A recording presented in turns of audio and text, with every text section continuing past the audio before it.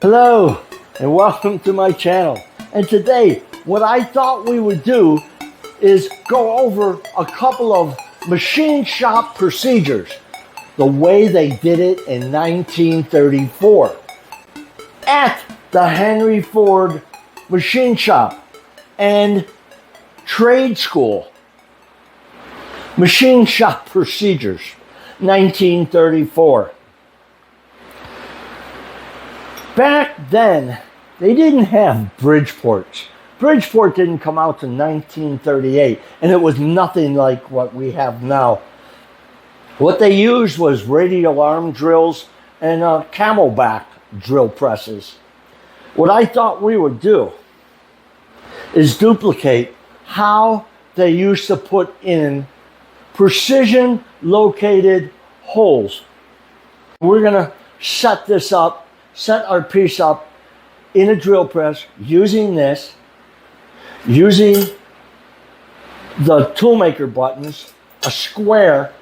We're gonna drill, tap, and check it with everything we have right here. The tools from 1934. Let's get into this. Toolmaker buttons. I don't know if anybody's familiar with them, but this is what they use to put in precision located holes. What you would do is take your material, square it up the best you can on a surface plate and with your square. You would scribe out your location using a hermaphrodite caliper. And I'll show you all of these in this book, and we'll go over using each one of them.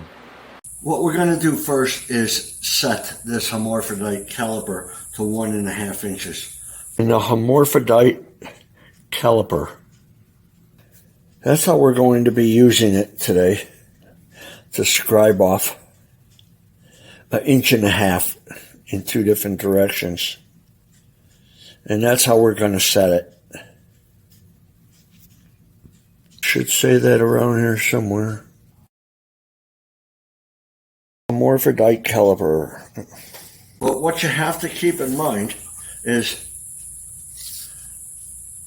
this end of it is going to be off the end. You don't want to have these at the same height and then tilt it. It will give you a misreading. I'm going to put this on the edge of my surface plate. I'm going to use this toolmaker's clamp, is what they're referring to it as. The toolmaker's steel clamps. Right there. And I'm just going to clamp this down to the surface plate. Okay. And then we're going to set this to 1.5 inches. I could feel how the point of this fell right into that groove.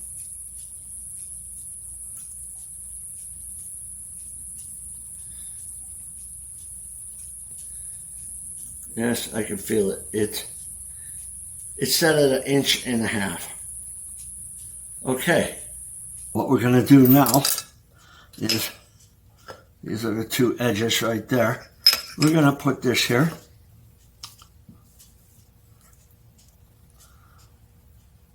And we're going to scribe this. There's 1.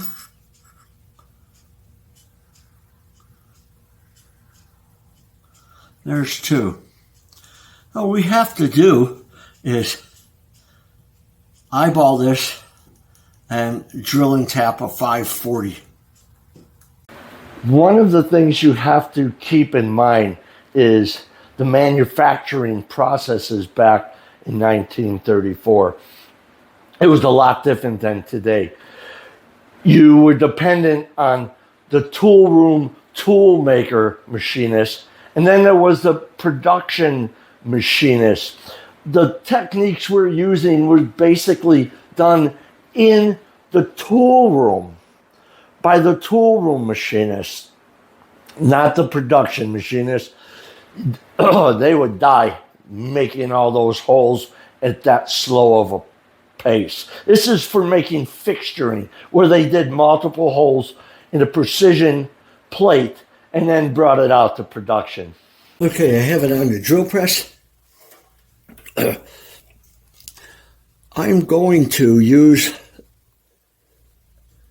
the flutes of the drill to line it up. I'm just going to keep bringing it up and back until it looks like the flutes are in line. This is really time consuming, but that's what they had. They used to do this a lot on a lathe, on a plate. They did a lot of plate work.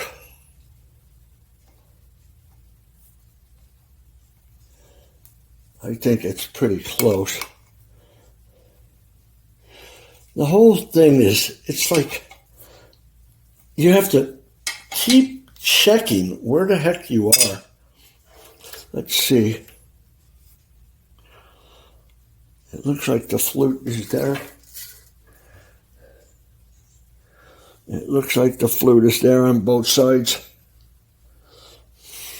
It's tight.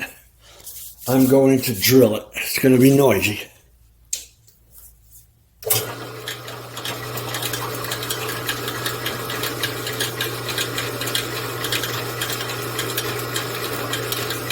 Looks like it's right on.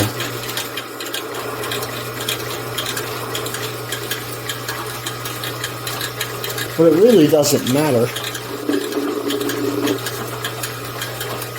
because we're going to take it off of here and set up them toolmakers buttons.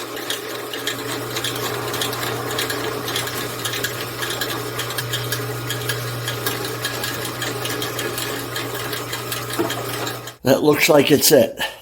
We're going to bring it back to the bench and set up those toolmaker buttons. Let's do that. That was a number 38 drill that we drilled in there for the 540 tap. The hand tap wrench right there. This is the smaller one, and that's what we're going to be using. This is a larger one, like from a quarter inch.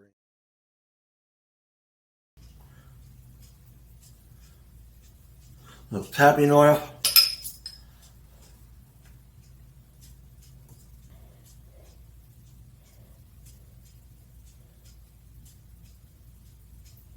You don't see a 540 used very often.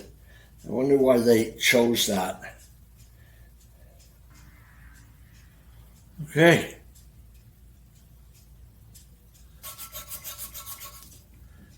Just a carborundum stone.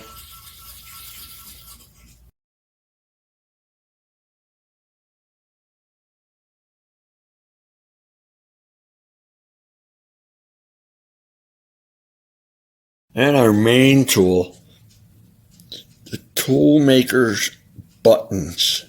I'm going to show you how these things are used. And hopefully I can make them work like the old guys did.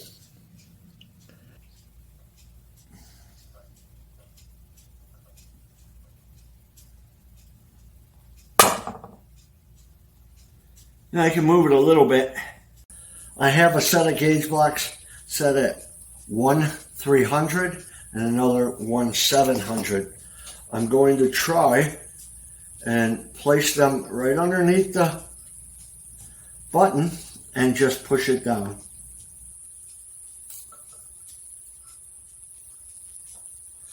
And the same with the other side.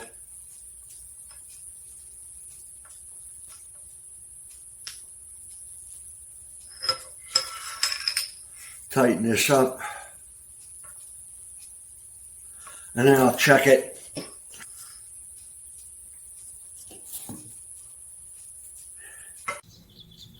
Here's the indicator. Now they're calling it an ideal indicator. That may be the manufacturer's name. I'm not sure. It's close to being identical.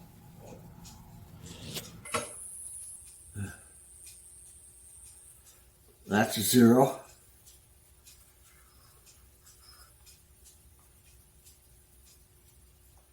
And that is 0.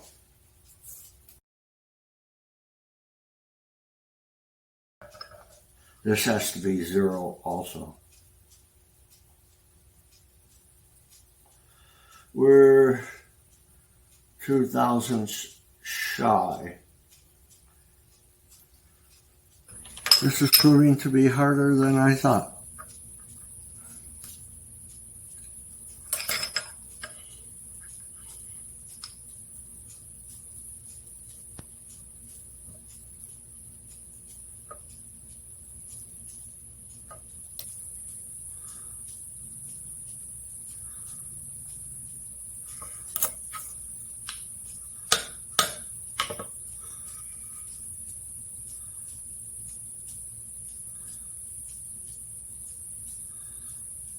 Zero.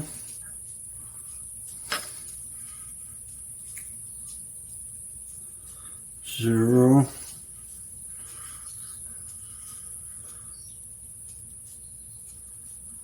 Zero. Holy cow, that was time consuming. But we had to do that to guarantee it was in the right locations before we put it in the drill press and put in our holes. Let's go do that.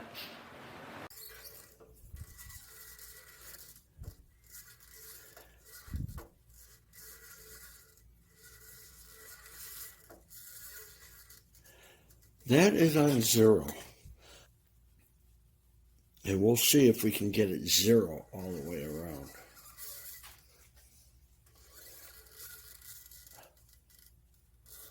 That is reading nothing.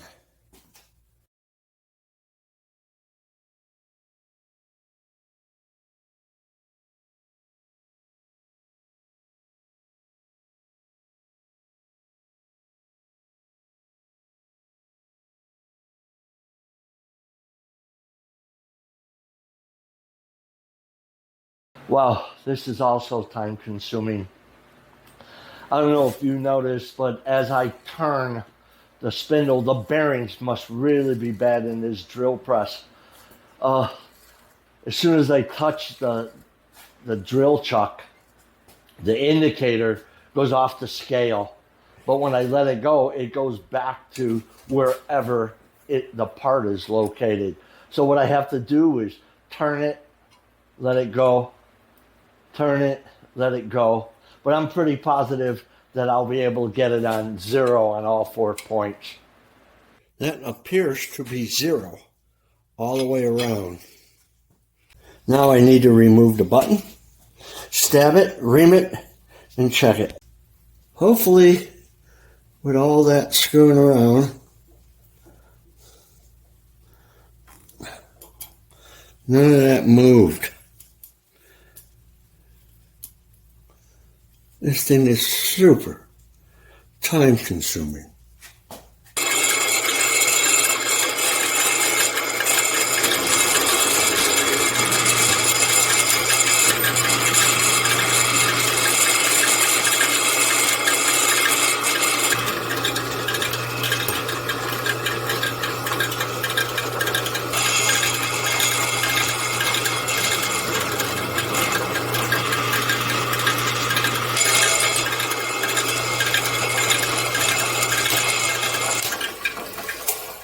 Okay, let's take this out and check the results. I have to put together a stack of blocks. Let's see, 1.5 plus 1/8, 1 5/8.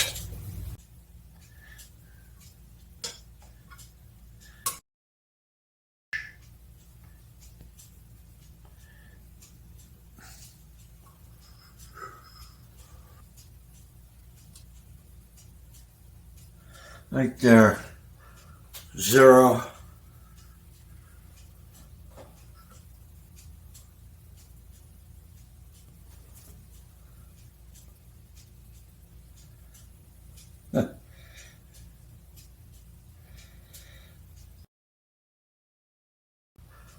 0.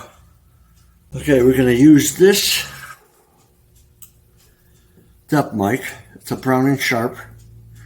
The patent date is January 11th, 1898, but I know it's accurate. It snaps down into half-inch increments. Starts out as a half-inch. First one is an inch, then a half-inch. And I have a set of gauge blocks, 1 3/8. We'll make sure this reads 1/375, and then we'll check that pin from the 0 side, datum side. It's within 5/10.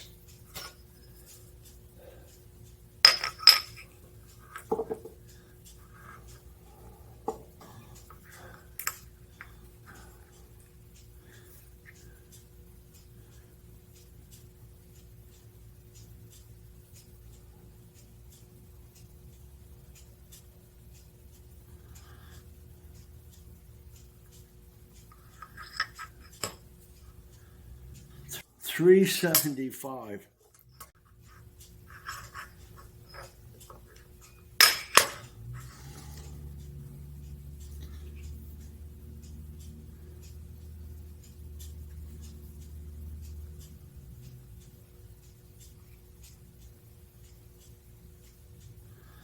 $3.75. My gosh, did that take a long time. I am glad I live in the 21st century and don't have to go through that every day. But I enjoyed doing stuff the way we did it in 1934. We used both the indicator and gauge block method and the depth mic method to check the location. I feel everything came out right within a half thousandth or so. Anyway, I think this video is coming to an end. So I'm going to say this is a wrap. Until next time, enjoy.